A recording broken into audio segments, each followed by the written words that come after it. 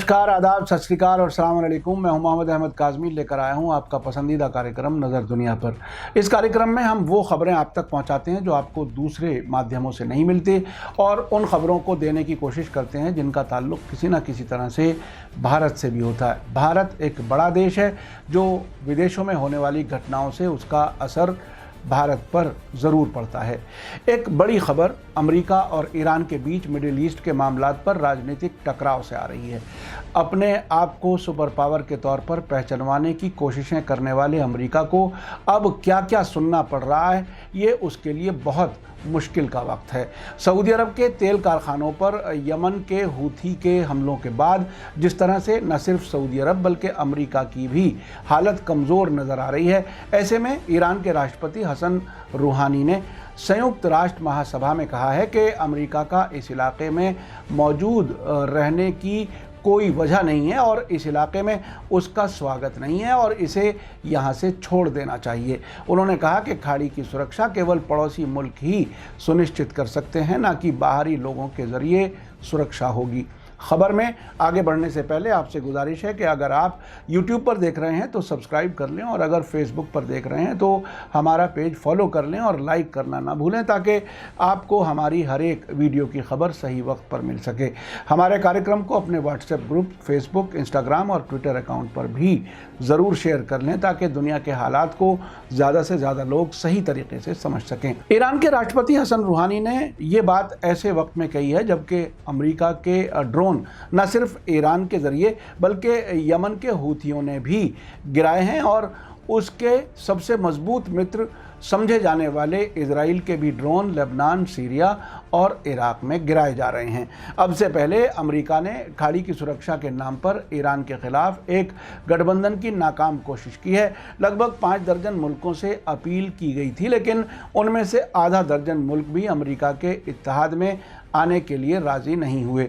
ऐसे में ईरान के राष्ट्रपति के ज़रिए पड़ोसी देशों के ज़रिए खाड़ी की सुरक्षा करने के प्लान पेश किए जाने से अमेरिका का वो प्लान पूरी तरह से फेल होगा, ये लगभग तय है।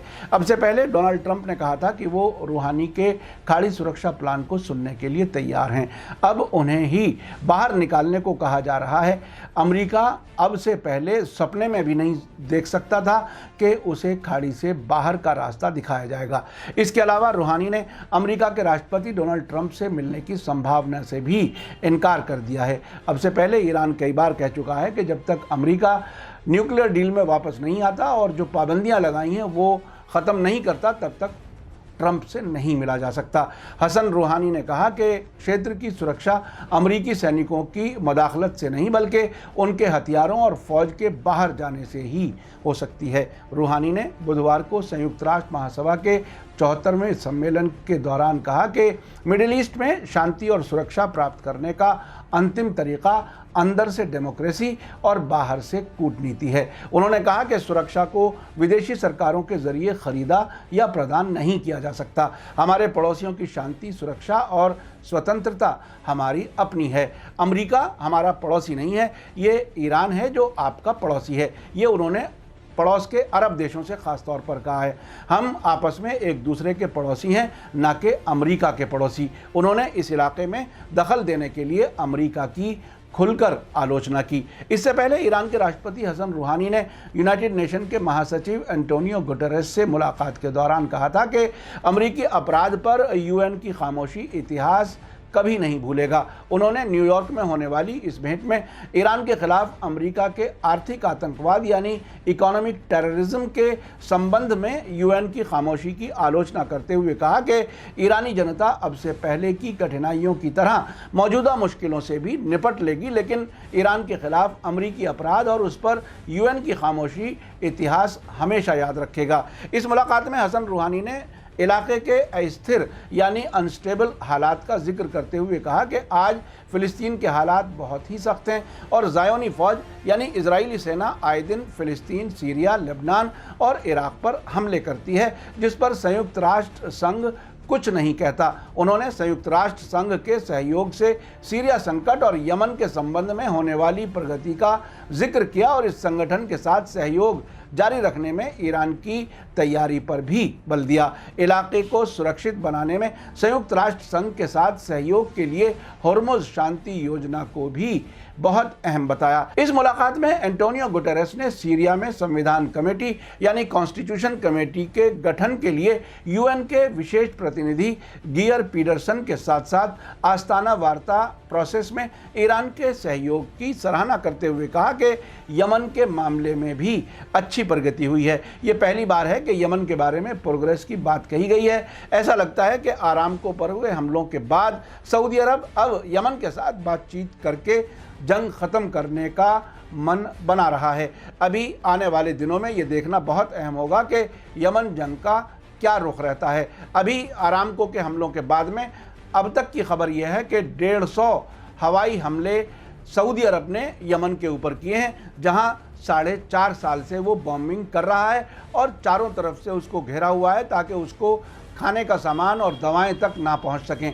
उस सब पर पूरी दुनिया खामोश थी। अब आरामको पर हमलों के फ़ौरन बाद इतना सब तरफ जो है वो डिप्लोमेसी और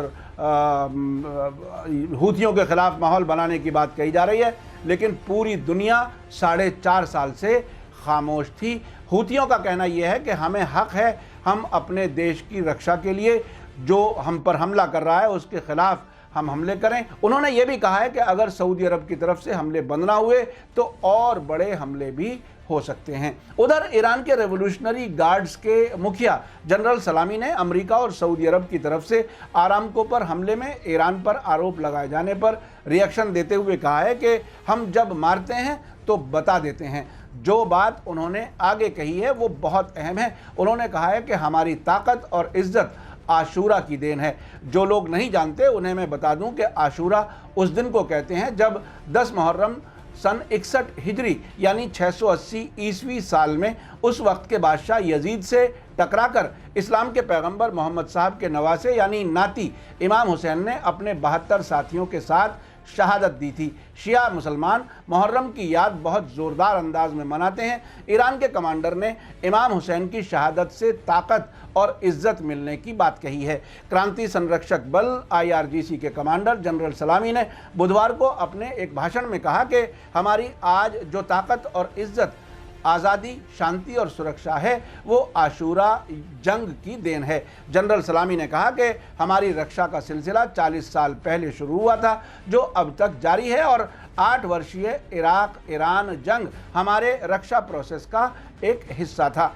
IRGC के कमांडर ने कहा है कि हम 40 वर्षों से लड़ रहे हैं। आज हम दुश्मनों की कल्पना से बहुत बड़ी ताकत बन चुके हैं, क्योंकि दुश्मनों को हमारे बारे में जो कुछ पता है वो हमारी कुल शक्ति की सिर्फ एक झलक है। उन्होंने कहा कि ईरान की ताकत फैल चुकी है और उसके पिलर्स इतने बड़े हैं कि दुश्मन के लिए उनकी अनदेखी मुमकिन नहीं है। जनरल सलामी ने कहा है कि ये वो ताकत है जिसकी वजह से जब यमन के अंसारुल्लाह जैसा कोई संगठन हमला करता है तो दुश्मन इस हमले को हमारी तरफ किया गया हमला कहता है। उन्होंने कहा कि अंसारुल्लाह क्रांति की एक विकसित पीढ़ी है जो आज ताकत का एक बड़ा भंडार है कि अगर स्वतंत्र हो जाए तो पूरा रण क्षेत्र बदल दिया जाएगा और इस हकीकत को दुश्मन जानता है। जनरल सलामी ने कहा कि हम दुश्मन से न डरने की सीमा पर पहुंच चुके हैं और जब भी हम वार करते हैं तो डंके की चोट पर कबूल करते हैं। क्या हमने अमरीकी ड्रोन को मारकर ऐलान नहीं किया?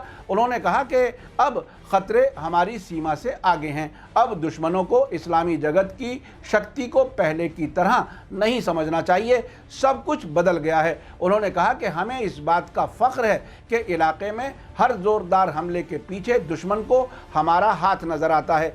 जनरल सलामी ने दुश्मनों को चेतावनी देते हुए कहा कि ऐसा काम ना करें कि शक्ति का बांध टूट जाए, सही से सोचें और इमोशंस में फैसला ना करें। जैसा कि 3 यूरोपीय देशों ने भावना में बहकर ईरान के खिलाफ बयान जारी कर दिया है। खतरा पैदा करने की हमारी ताकत बहुत ज़्यादा बढ़ चुकी है, लेकिन हम संयम और पेशेंस से रहेंगे। हंगामा नहीं करना चाहते, लेकिन हंगामा करने वालों को मुंह तोड़ जवाब ज़रूर देंगे। अब तक आप समझ गए होंगे कि अमेरिका, इजराइल और सऊदी अरब इस वक्त किस हद तक परेशान हैं, जब उनके आका सुपर पावर अमेरिका को ही खाड़ी से बाहर निकलने के लिए कहा जा रहा है और साथ ये भी कहा जा रहा है कि पड़ोसी ही खाड़ी की सुरक्षा कर सकते हैं, तो ऐसे में नकली ताकतों का क्या हाल हो रहा होगा। अब आने वाले दिनों में पता चलेगा कि इलाके के दूसरे मुल्क ईरान के खाड़ी सुरक्षा प्लान पर क्या रिएक्शन देते हैं। लेकिन इससे ये तो तय है कि अब अमेरिका अपने तरीके से दुनिया को नहीं देख सकता और वो वॉशिंगटन में बैठकर दुनिया के मुल्कों के फैसले नहीं कर सकता। किसी भी मुल्क की परेशानी तभी तक है जब तक वो गुलाम बना रहना चाहता है। अगर कोई भी मुल्क अपने फैसले खुद करना चाहता है तो ईरान उसकी मदद ज़रूर करेगा। आपको याद होगा जब 2012 में मिस्र में पहले इलेक्टेड प्रेसिडेंट मोहम्मद मुर्सी की सरकार बनी थी तो ईरान ने कहा था कि वो बाहरी ताकतों के बिना कैसे तरक्की की जा सकती है, वो तजुर्बात साझा करने के लिए तैयार है। मुझे नहीं लगता अगर खित्ते में किसी भी मुल्क की जनता से पूछा जाए कि वो क्या अमेरिका की छत्र छाया में रहना चाहते हैं तो कोई कबूल नहीं करेगा। इसीलिए अमेरिका इस इलाके में जमहूरियत यानी डेमोक्रेसी नहीं चाहता। अब से पहले वो फिलिस्तीन में पहली डेमोक्रेटिकली इलेक्टेड हमास की सरकार को रिजेक्ट कर चुका है और मिस्र की हुकूमत बदलवाने में सऊदी अरब को इस्तेमाल कर चुका है। मुर्सी की सरकार इजराइल और अमेरिका की पिट्ठू बनने के लिए तैयार नहीं थी। मेरा कार्यक्रम कैसा लगा कमेंट्स में ज़रूर लिखें। इसी के साथ दीजिए इजाज़त। थैंक यू, धन्यवाद, शुक्रिया। जय भारत, जय हिंद।